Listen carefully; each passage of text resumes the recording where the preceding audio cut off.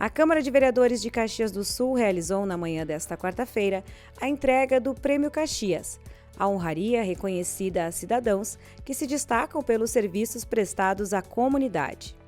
Nesta edição, o homenageado foi Danilo Kramer Arnoldo, escolhido por sua trajetória e contribuição em diferentes áreas de atuação no município. Bom, eu estou muito feliz no dia de hoje por poder conceder, como vereador de Caxias do Sul, poder conceder o Prêmio Caxias ao Danilo. Danilo é uma pessoa que possui 43 anos e cerca de 30 anos são dedicados exclusivamente ao trabalho da sua empresa Dani Decorações.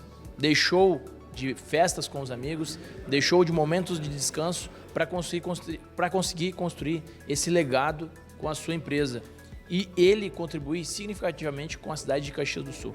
Então hoje essa é a materialização de toda essa trajetória que ele percorreu durante mais de 30 anos de labuta diária, de trabalho e dedicação. A indicação partiu do Legislativo, que destacou o impacto das ações desenvolvidas por Danilo ao longo dos anos, especialmente no fortalecimento da comunidade local. Durante a sessão foi realizada a entrega oficial do troféu e do diploma, que simbolizam um reconhecimento público.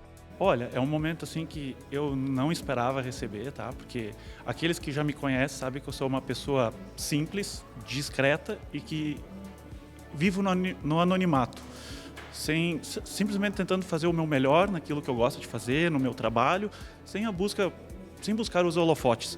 Então, eu confesso que receber esse prêmio para mim foi algo que veio assim de surpresa. O Prêmio Caxias do Sul é reconhecido às pessoas, entidades ou movimentos que contribuem para o desenvolvimento da cidade em diferentes áreas.